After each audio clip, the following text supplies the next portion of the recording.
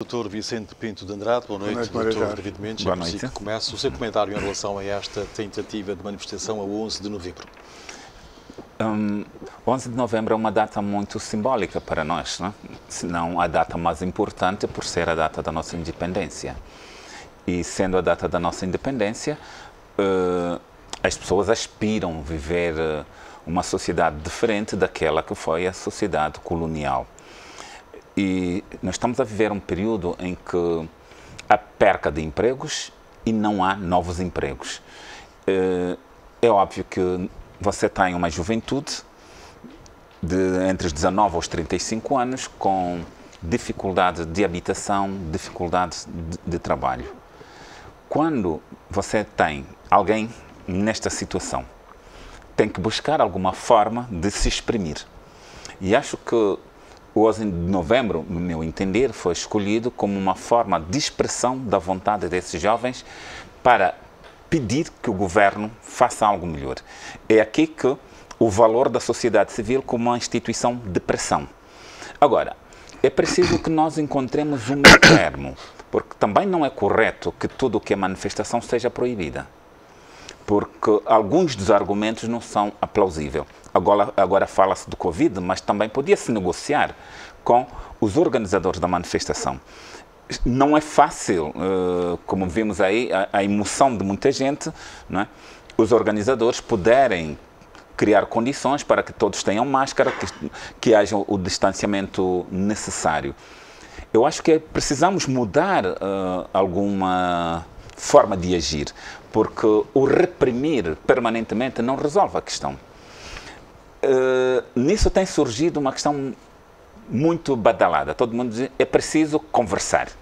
E eu coloco sempre a questão: conversar com quem?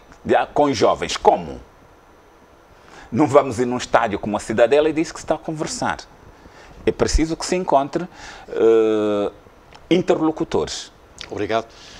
Doutor Vicente Pinto de Andrade, a sua apreciação aos acontecimentos a 11 de novembro, esta saída de jovens e não só à rua para se manifestar? Bem, em primeiro lugar gostaria de dizer que, de uma forma geral, tem havido problemas em quase todos os países, nomeadamente europeus. Porque a Europa, quando começou a pandemia, não adotou aquelas medidas que nós adotamos logo no início. Por exemplo, a declaração de tragédia só agora é que foi adotada em muitos países da Europa. E agora nós declaramos a declaração de calamidade pública, que tem um conjunto de medidas muito mais fáceis de suportar do que aquelas medidas que se adotaram no passado. O que eu quero dizer com isso? Que o impacto que houve no nosso país, com as restrições que foram adotadas logo no início, tiveram impacto na economia. Tiveram impacto no número de empregados, tiveram impacto nos salários, nos rendimentos, portanto, afetaram do ponto de vista económica uma série de famílias, de pessoas. Quer dizer então que a ligação direta entre a pandemia e a economia tem de ser sempre tida em conta em qualquer ato que nós tenhamos que praticar. E quando há um conjunto de jovens que se querem manifestar num contexto em que houve duas restrições, uma foi os ajuntamentos públicos, não é? E outra é o risco que provoca a contaminação. Portanto, a contaminação é sempre mais possível. E nós não temos no país estruturas sanitárias para suportar uma deflagração do número de contaminados. Mesmo na Europa, naqueles países mais avançados, neste momento há países que já confessaram a sua incapacidade, de tal modo que há pessoas que estão a ser recolhidas nas ambulâncias, porque não há mais espaço. Quer dizer, então, que nós temos que fazer aquilo que a economia nós chamamos um trade-off, uma escolha entre uma ou outra coisa. O que é que queremos? A primeira coisa que nós temos que garantir é a saúde, porque é a partir de saúde que nós poderemos manter a atividade económica. Porque quanto menor for o número de indivíduos contaminados, quanto menor for o impacto da pandemia sobre a economia, maior possibilidade tem o governo, e não só o governo, as empresas, de oferecer empregos. Obrigado. Deixe-me só fazer aqui um sinal. Não sei se conhece o mercado do 30. Sim. Vai ao mercado do 30 e vai ver milhares de pessoas próximas, sem distanciamento. Isso não pode ser o argumento para impedir a manifestação.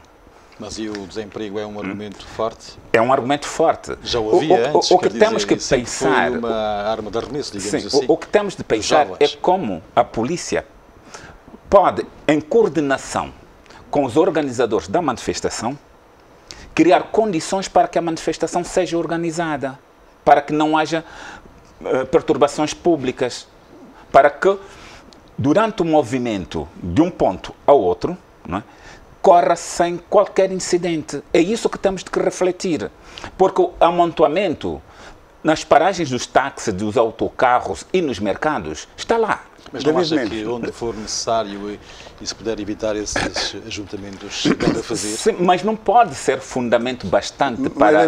Deixa eu terminar minha reflexão, por favor. Não pode ser fundamento bastante para impedir uma manifestação. Temos é que procurar meios de que há necessidade de se manifestar e é uma forma também de conter os jovens na sua ânsia de exprimirem. Que durante essa manifestação esteja alguém do governo para receber uma petição onde eles colocam as suas preocupações. Permanentemente estar a reprimir não resolve a questão. Precisamos ter coragem, e às vezes é preciso tomar decisões de coragem. Por onde vai partir a manifestação? Qual é o número aproximado de pessoas que vão fazer parte? Os organizadores e a polícia traçam a rota e as medidas de segurança. Por quê? Porque há pessoas que vão a essas manifestações para perturbarem a ordem pública. Eu vi um vídeo em que um dos manifestantes impediu que o outro arremessasse pedra à polícia. Para mim foi um grande gesto. Então, precisamos encontrar um meio termo. Não permanentemente proibir, mas também encontrar uma forma organizada de as pessoas poderem se manifestar. Não, o que nós temos que escolher é se nós, neste momento, estamos em condições, com esta pandemia, e no nosso caso, os indicadores estão a somar, e na Europa, então, aí está a somar de uma maneira muito mais grave. O que temos de ter em conta é qual é a capacidade, quais são as possibilidades que existem neste momento de nós discutirmos a geração de emprego. Não, eu não estou a falar na discussão disso. Eu estou a falar no direito de... Por favor. O direito é exercido, mas os direitos dos cidadãos, em determinadas situações, são condicionadas por fatores que possam perigar a vida do cidadão, que é a vida, morrer. Sim, mas isso não é bastante. Eu digo que não é bastante. Por isso é que eu dei o exemplo do mercado do 30. Estou a dar o exemplo das paragens dos autocarros, das paragens dos táxis. Eu tenho visto situações de outros países em que o grau de conflitualidade é muito maior do que cá em Angola. Conflitualidade, na rua, manifestações. E pessoas que de uma forma aberta não usam as máscaras. Na Alemanha, há uma série de países europeus, e já não, para não falar nos Estados Unidos, né, em que a violação das regras de segurança sanitária é evidente. E, portanto, o risco que isso corre é tal que leva a milhares de mortos. Milhares de mortos e também a paralisação das atividades económicas. Quer dizer, então, que nós temos, na vida, nós temos que escolher.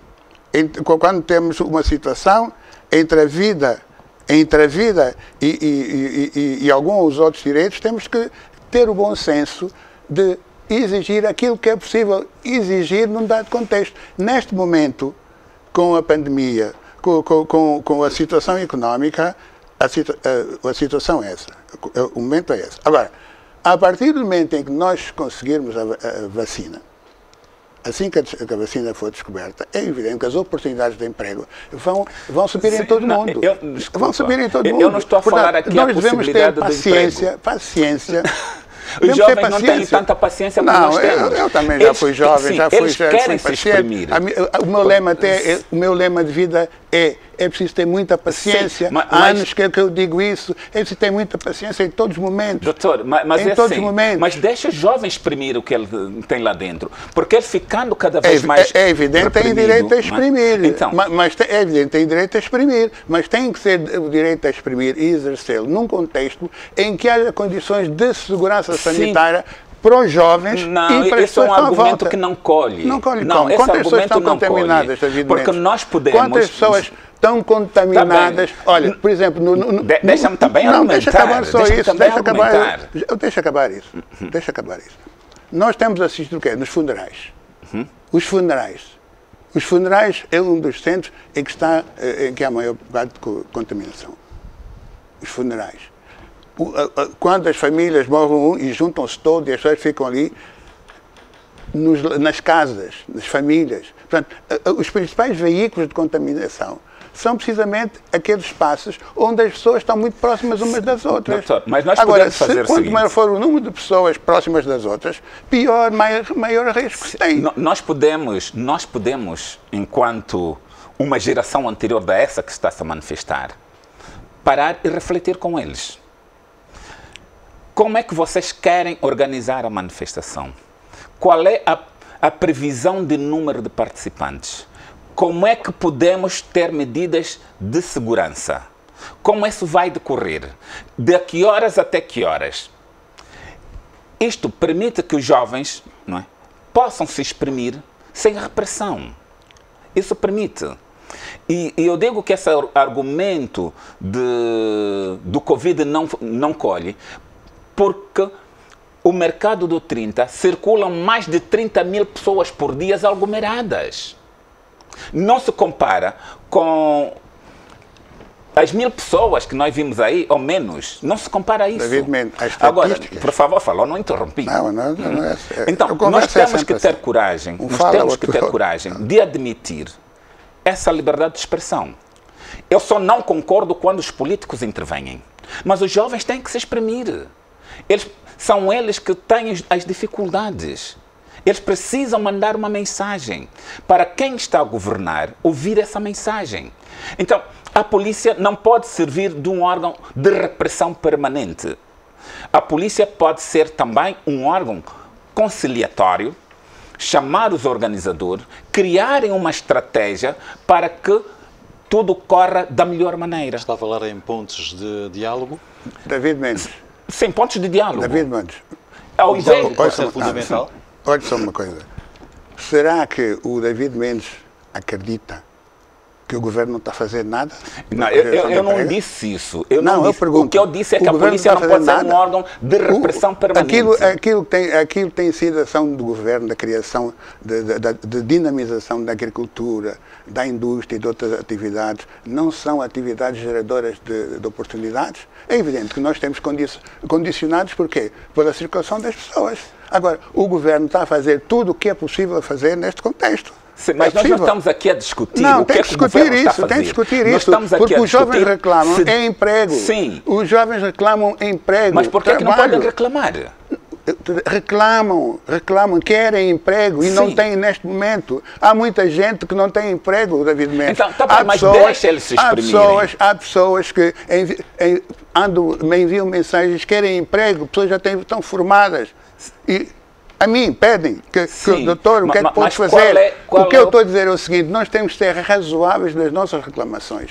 E o ser razoável hoje é nós entendermos que nós estamos condicionados, nós todos, e principalmente a economia, pela pandemia. E, portanto, se nós não mudarmos o nosso comportamento nas ruas e em casa, nós corremos os riscos de agravar a situação sanitária, aumentarmos o número de contaminados e de mortos e depois não vamos ter capacidade de enfrentar esta questão da pandemia. Eu continuo a dizer, europeus, os europeus, que são muito poderosos economicamente, e os próprios Estados Unidos, neste momento, estão incapacitados de resolver esses problemas. Mas não Portugal, pode ser, o governo de Portugal teve de adotar agora uma situação de tragédia para parar. Sim, mas, doutor, Portanto, nós temos que ser razoáveis nas sim, nossas reclamações mas e escolher os momentos pode, oportunos. Não se pode negar aos jovens a reclamar de modo nenhum. Mas os jovens e os mais velhos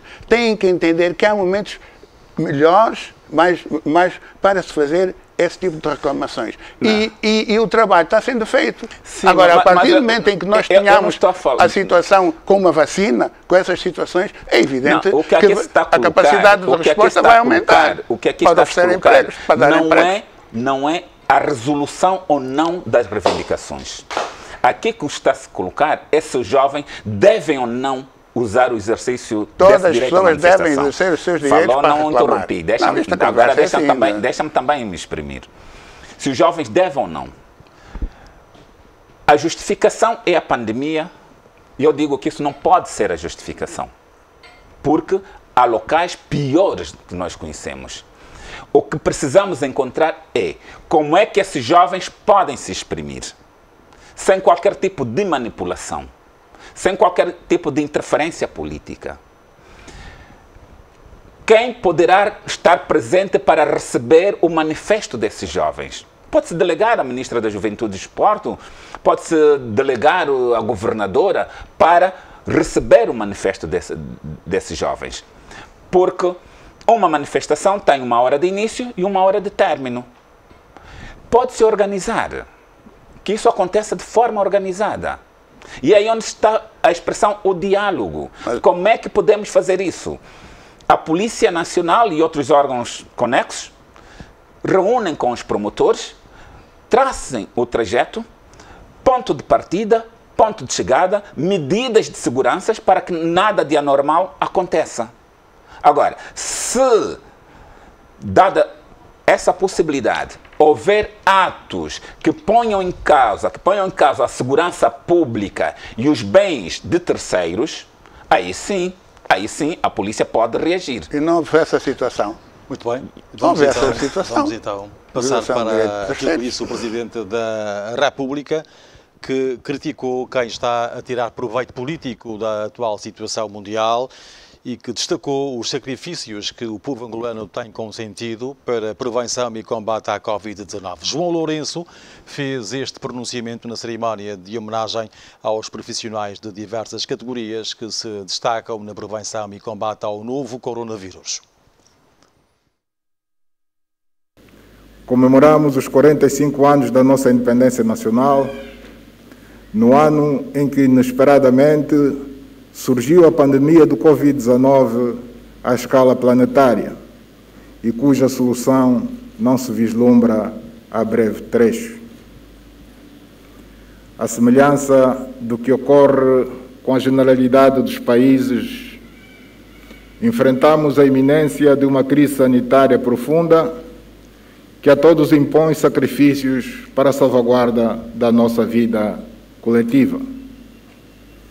Durante os últimos meses, temos convivido com medidas excepcionais que alteraram substancialmente o nosso modo de vida. Fomos obrigados a suspender o funcionamento do sistema de ensino, tão importante para o presente e o futuro do nosso país. Limitamos a atividade comercial. Impusemos limites à livre circulação pelo território nacional. Compatriotas nossos ficaram por largos meses retidos no exterior do país, sem poder regressar à pátria. Há, no entanto, quem procure tirar proveito político de uma situação que ocorre ao mesmo tempo em todo o mundo e que, portanto, não foi criada pela boa ou má atuação dos governos. As medidas que o Executivo determinou no decreto presidencial em vigor visam salvar as vidas dos angolanos e, portanto, devem ser acatadas pelos cidadãos. Doutor David Mendes, a sua apreciação a estas palavras do Presidente da República? É óbvio que numa situação dessas, não é? Todos mesmo, e particularmente as forças políticas que têm um conjunto de militantes e simpatizantes, devem se engajar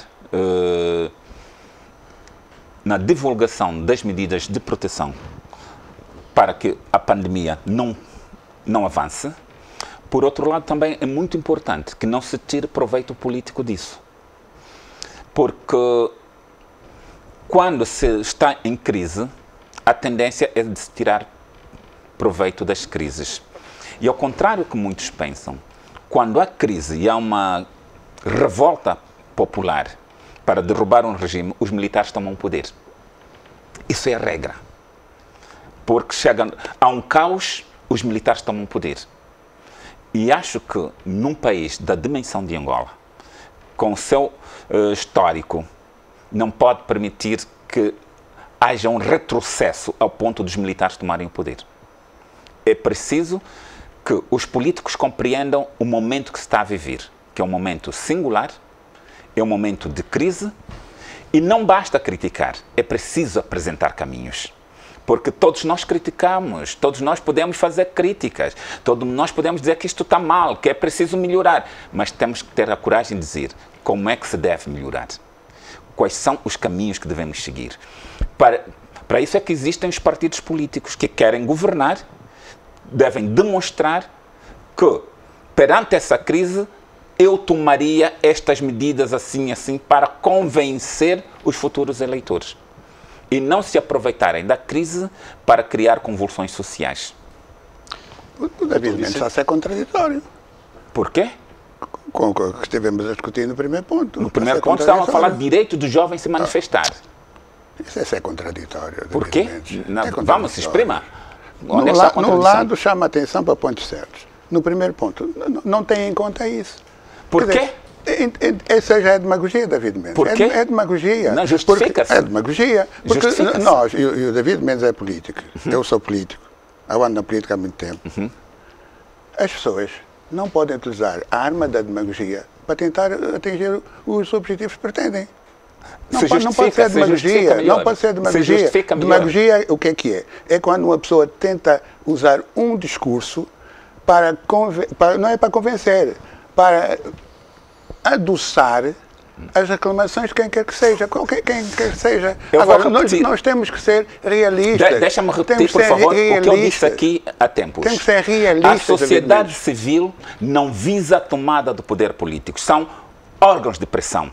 E esses jovens são um conjunto de jovens que fazem pressão.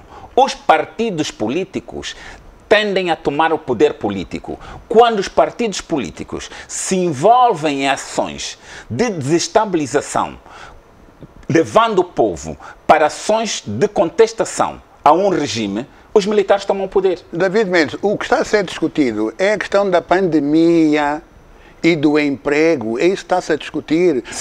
Os jovens querem emprego, têm razão em querer emprego, e tem que ser explicado bem aos jovens que as atuais condições sanitárias não são propícias para acelerar o processo de geração de emprego. Isso tem que se dizer mas o que é que tem a ver com a manifestação? Tem que haver com manifestação, porque as pessoas, quando querem emprego, podem reclamar. Sim. Podem ter o seu direito. Mas agora, o erro é o contexto, a situação que estamos a viver, porque a situação que estamos a viver não é de brincadeira, é de morte. Muita gente está a morrer. Ninguém que está a questionar isso. Infelizmente, as medidas que foram tomadas no início impediram que nós, neste momento, tivéssemos todos a cair, porque as previsões que se fazia, a própria OMS, é que em África iam morrer milhões. E nós não morremos milhões até agora em África, porque nós, os africanos, fomos mais visionários e tomamos as medidas necessárias porque sabíamos que o nosso destino podia ser esse. E o que acontece hoje é que os milhões não estão em África, estão na Europa, na Ásia, embora a Ásia também esteja a responder bem. Portanto, o que é que isso quer dizer? Nós temos de escolher o momento e as formas para reclamar os nossos direitos. E nós temos o direito de reclamar sempre. Sempre. Mas devemos ter sempre em conta o contexto e a situação concreta. No nosso caso, é uma pandemia mundial. Mundial é repetir, é uma pandemia perigosa que atinge todo mundo e, naturalmente, também o nosso país. Portanto, nós temos que ser não foi capaz sensatos. de dizer onde é que eu estou. Foi contraditório. Está contraditório nos termos. Como? Nos termos da colação. Eu vou repetir aqui uma coisa. Basta ouvir o que disse antes. Vou repetir o que eu disse. Pode pedir a gravação e vai eu vou saber isso. repetir o que é que eu disse. 30 segundos para Os jovens têm direito de se manifestar enquanto sociedade civil porque não visam a tomada do poder político. É o contexto. Os partidos políticos que têm como missão a tomada do poder político devem usar os seus membros e simpatizantes para que façam campanhas de sensibilização para que essa pandemia não avance e para que não haja instabilidade. Onde é que está a contradição? David Mendes, a obsessão da tomada do poder, essa linguagem, é necessário tratar disso. E nem se põe neste momento. Sim, onde é que está a contradição? A questão que se põe aqui é o direito à administração e a situação de pandemia. Já ficou claro, mais nada. Quer a sua é só posição, isso. quer a sua também, mas ainda no dia em que o Presidente da República fez a declaração que nós passámos há pouco, nesse dia o Presidente da República valorizou várias classes que estão direta e indiretamente no combate à pandemia, portanto homenageou todas essas categorias destes profissionais. Que importância tem este reconhecimento para com estas classes que estão na linha da frente e não só no combate que se faz agora, portanto, ao coronavírus? Ora, Jorge, essa era de reconhecer. Foi uma atitude positiva que o Presidente tomou. Porque há vários, olha, a nível dos trabalhadores da saúde, há pessoas que morreram a salvar, não é só em Angola, em outros países, pessoas que tentam salvar a vida dos outros e contraem essa doença. Portanto, a posição que o Presidente tomou, em ter um gesto de solidariedade para com os trabalhadores da saúde e outros, é positivo. É isso que nós devemos fazer. Porque realmente as pessoas estão a sacrificar as suas vidas quando estão a tentar salvar vidas. Há pessoas que estão a morrer mesmo. E outras, por exemplo, os caminhonistas. Veja a questão dos caminhonistas. É um exemplo. Os caminhonistas são eles que permitem a circulação dos produtos, dos bens que se produzem no campo e na cidade. E se no nosso país os caminhonistas parassem essa atividade, então seria um desastre. Obrigado. Dr. David Mendes? Se por um lado foi excelente a atitude do Presidente, por outro lado, não deixo de fazer um reparo. Os taxistas e mototaxistas não foram tidos nessa homenagem. Os taxistas, que são mais de 100 mil pessoas, que empregam, para além do motorista, o cobrador, o loteador, o lavador de carros, a senhora que dá a comida, estamos a pensar em quase que para aí 100 mil, 200 mil pessoas que dependem dos taxistas. Mas o Presidente não iria, nessa altura, não, mas é uma classe. Não. Enorme, essa classe é de grande risco. Porque os taxistas estão desde as 5 da manhã às 23 horas a trabalhar, num ambiente fechado, com risco de contraírem o vírus. O Presidente deveria também homenagear esse grupo. E os mototaxistas, que estão em contato direto com as pessoas, têm que trabalhar, têm que levar as pessoas para vários pontos. Essa classe dos taxistas e mototaxistas deveria ser tida também como uma classe importante e deveriam ser homenageados. E também dos camponeses que... Não, falamos dos agricultores, acho que teve lá um representante, teve um representante dos agricultores. Mas se é possível homenagear o caminhonista, por que é que não o taxista? Nós não estamos aqui a dar um valor que os taxistas merecem. E é uma das classes, lamentavelmente, não profissionalizada. Muito obrigado, então. Angola poderá ter acesso a uma vacina contra a Covid-19 durante o primeiro trimestre do próximo ano. O anúncio foi feito pela Ministra da Saúde no final da sua participação à margem da 73ª Assembleia da Organização Mundial da Saúde, que decorreu de forma virtual com base em Genebra, na Suíça. gostaríamos que as pessoas tivessem um pouco de paciência, porque por esta altura ainda estão na fase 3 do estudo ou de investigação. Ainda têm que ser avaliados os efeitos colaterais e a previsão, na interação que estamos a ter com o Gavi e com a iniciativa COVAX, provavelmente, se tudo correr bem, no primeiro trimestre do próximo ano, teremos vacinas. Também já foi anunciada a quantidade, que ainda não é muito grande. Desta vacina em particular, serão fabricadas numa primeira fase 50 milhões de vacinas. O Dr. Vicente Pinto de Andrade falava há pouco na necessidade das vacinas da vacina, e quando elas aqui estiverem. Mas antes de falar das vacinas, vou falar condições para tudo, digamos assim. Na questão dos taxistas. Primeiro trimestre é o tempo que é apontado para que ela possa estar aqui no nosso país. Classes profissionais integram também os taxistas, primeiro ponto. É uma classe profissional. Agora, a questão da vacina é evidente que é importante. É importante porque são várias empresas que estão neste momento a trabalhar para que as vacinas, há várias vacinas neste momento já. Agora, o problema é testar as vacinas, mas o facto de haver a garantia de que nós, em Angola, podemos ter a vacina, utilizar a vacina, é muito importante. Porque se nós tivermos a vacina até a primeira quinzena, primeiro trimestre do próximo ano, a situação económica vai se alterar completamente. Porque com a vacina vai haver aquilo que aconteceu com outras doenças. Há uma série de doenças que já existiram em Angola e que só a vacina é que resolveu. Felizmente há muitas empresas no mundo, muitos cientistas a trabalhar e eu espero realmente que seja o mais rápido possível, de modo a que o ano 2021 seja um ano de relançamento económico a nível mundial.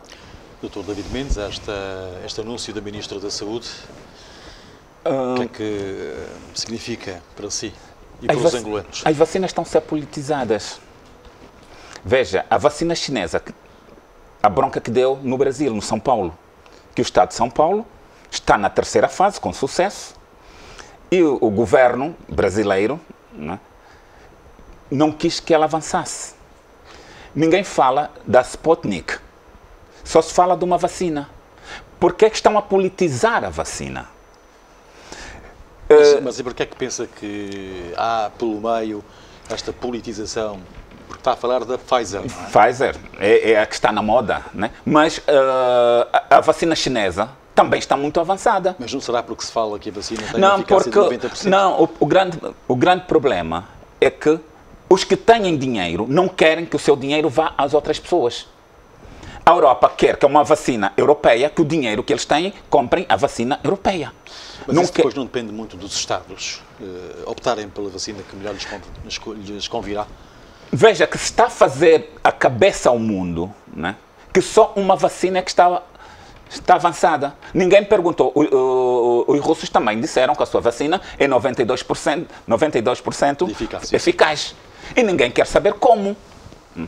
Em São Paulo, a vacina chinesa, não é, também tem um grande índice de eficácia. Então, por que o mundo só está virado para uma vacina? É uma questão comercial. O que é que isso tem a ver connosco? Angola? Porque nós também vamos comprar, aonde nos oferecer, não sei quantas vacinas, não é? Se derem 50 milhões para a África, Angola vai receber aí uns 2 milhões, não menos. O que é que isso representa para 30 milhões de habitantes? Não representa nada. Nós temos que nos preparar com os nossos fundos próprios para encontrar alternativas. Porque senão vamos ter a vacina, vamos dizer, não, vamos priorizar a classe médica e os enfermeiros. Mas vamos ter de novo os doentes que vão para lá. Obrigado. Dr. Vicente, essa questão da politização que avança do Dr. David Mendes? Não, eu não vejo assim. Não vejo assim de modo nenhum. Porque o número de vacinas que estão a ser testadas é enorme. A oferta por parte das grandes empresas, e não só, e os países, é muito grande de vacinas. A variedade. E quanto maior for a oferta de vacinas, mais baixos serão os preços. Por outro lado, os países têm interesses em que os outros países não desapareçam com as populações. 90% de eficácia da Pfizer tem que ver, há muito com esta mediatização. Sim, exatamente. A palavra é exatamente essa. Mediatização. A Pfizer é uma empresa conhecida, né? E os cientistas que estão a trabalhar até nessa empresa são de origem turca. E que se vão tornar os maiores milionários da época com a vacina. Os turcos são um povo, são uma civilização antiga. Civilizou a Europa.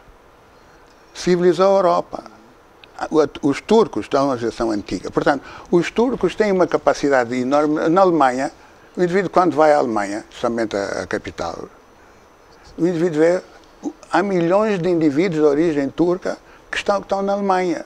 Os centros de investigação em que a mão de obra é de origem turca. Quer dizer, mas há outros países, a China e outros países, a Rússia, portanto, quanto maior for a oferta de empresas no mercado para as vacinas, melhor será para aqueles países que não têm condições de produzir. É o nosso caso. Quanto maior for a oferta de empresas, melhor. Porque nós poderemos escolher. A questão da mediatização poderá também falar-se depois da Sputnik, que já tem-se dela abordado bastante, e de outras, sobretudo da chinesa, que está a ser feita também em parceria com o Instituto Brasileiro. Enfim. Sim, isso eu acredito que a ciência no próximo ano, vai encontrar e vai-se começar a utilizar as vacinas. Muito obrigado, então. A transição política e uma nova projeção mundial ajudaram Angola a subir 37 posições no índice de países da Agência de Comunicação Britânica. No espaço de um ano, Angola saiu da posição 69, abaixo de países como o Sudão e o Cazaquistão. Com a melhoria do ranking, o país está agora na 32ª posição, tendo ultrapassado a Argentina, o Brasil, Grécia e a China. O diretor de Estratégia Global explicou à agência Lusa que Angola teve uma mudança radical no último ano. Há muitos mais aspectos positivos a virem à superfície, como a cultura e a arte tradicionais. O que Angola beneficia agora é de uma positividade em geral. O fator novidade beneficia frequentemente países antes afetados por guerras civis e instabilidade política, mas após estes problemas serem resolvidos, sobressaem outros motivos de interesse, como a cultura e beleza natural, mas também potencial económico e valores sociopolíticos.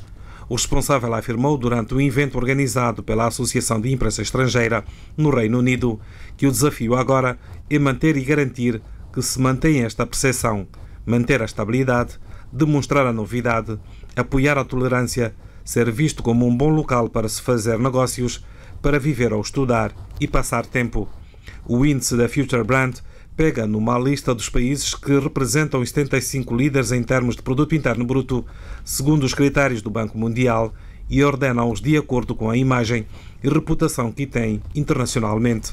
A classificação foi feita a partir de um questionário a 2.500 profissionais qualificados que viajam frequentemente, pontuando 18 atributos distribuídos por 6 categorias, no caso turismo, tradição e cultura, qualidade de vida, potencial económico, valores sociopolíticos e produtos originais. O índice também revelou uma confiança global crescente em África, com Angola, Argélia e Quênia entre os 5 países com melhor desempenho desde o ano passado, e no Oriente Médio, que viu os Emirados Árabes Unidos a entrar para os 10 primeiros pela primeira vez. Dr. David Mendes, a transição política e uma nova projeção mundial ajudaram o nosso país a subir 37 lugares no índice de países da Agência de Comunicação Britânica. O que é que Angola pode ganhar com esta exposição mundial? Um país que tem visibilidade, atrai investidores, atrai turistas. E o turismo é uma das áreas que se arrecada muito dinheiro e dá muito emprego.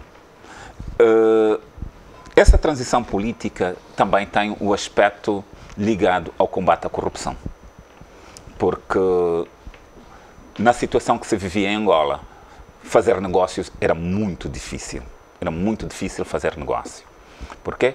Porque todos os órgãos ou instituições ligadas à administração tinham um elemento ligado à corrupção. Pagar para isso, pagar para aquilo,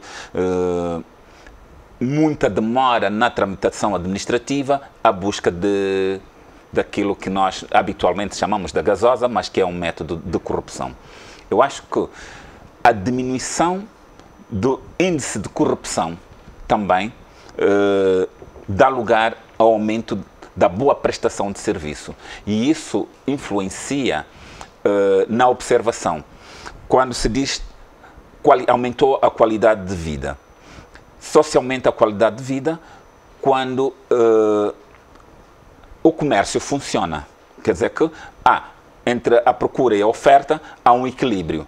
Quer dizer que as pessoas têm mais acesso à economia.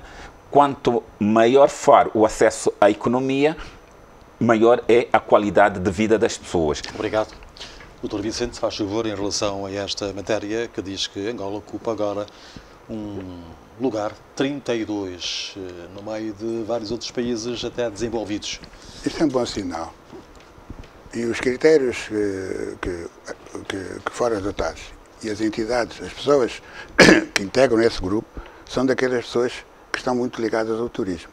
Porque realmente só vai para uma unidade de país se fazer-se turismo se esse país oferecer condições. Então, esta mudança que está a verificar-se no mandato do Presidente João Lourenço, estas mudanças ao nível da corrupção, não é só ao nível da corrupção, ao nível também da capacidade de liderança, porque a liderança é importante, porque há pessoas que podem ter ideias, mas não terem capacidade de liderança, de condução. E o que está a acontecer é que a liderança que o Presidente João Lourenço está a imprimir à economia, à vida política, à vida social, está a ser recebida como pelos outros, somente por essas pessoas que são grandes investidores, como positivo. Portanto, é uma situação realmente que o que discutimos antes mostra o seguinte, que os outros, pelos vistos, os outros são de outros países, estão a perceber a dinâmica de Angola melhor que muitos nacionais. Agora, aproveito para lhe pedir agora o seu minuto, se faz favor, sim. O meu minuto é parte que vocês contribuíram, a TV Zimbo, e outra parte foi a TPA. O trabalho que foi feito sobre a nossa independência, a luta, as entrevistas que vocês fizeram aqui, a TV Zimbo eu acompanhei, e as entrevistas, os filmes que a Fundação Chiweka projetou, portanto foi um aspecto positivo. Porquê? Porque corremos o risco das nossas gerações não terem noção de que foi o sacrifício para nós conquistarmos a independência. E o facto de este ano ter havido esse trabalho de divulgação e durante vários dias de entrevistas a pessoas que intervieram, independentemente das suas cores partidárias, foi muito importante. Por isso é que eu felicito a TV Zimbo, a TPA, e neste caso da TPA, nomeadamente a Fundação Chiweka, porque foi os trabalhos que eu vi, mais as entrevistas do Galeano. Portanto, eu parabéns pelo trabalho que fizeram, porque isso é que ajuda a unir o país. Muito obrigado, nós também. Dr. David Mendes, o seu minuto, se faz favor. O meu minuto vai para os taxistas. Creio que é uma das atividades não profissionalizadas até hoje que merece muito respeito e admiração. Já é tempo do Ministério dos Transportes, Segurança Social, do Trabalho, verem a necessidade de profissionalizar os taxistas. São jovens hoje que trabalham na informalidade e daí a uns anos esses jovens já não têm capacidade de trabalhar, porque o trabalho do taxista é muito duro. E o que é que vai acontecer? Não têm contribuição para a segurança social. Chegarão na fase adulta como pedintes. É importante a profissionalização desses jovens taxistas para que amanhã não se convertam em pedintes. Muito obrigado, muito boa noite, obrigado por ter vindo à revista. Boa noite, boa noite também, muito obrigado por ter estado connosco aqui neste espaço. Aqui termina então mais uma edição da revista Zimbel.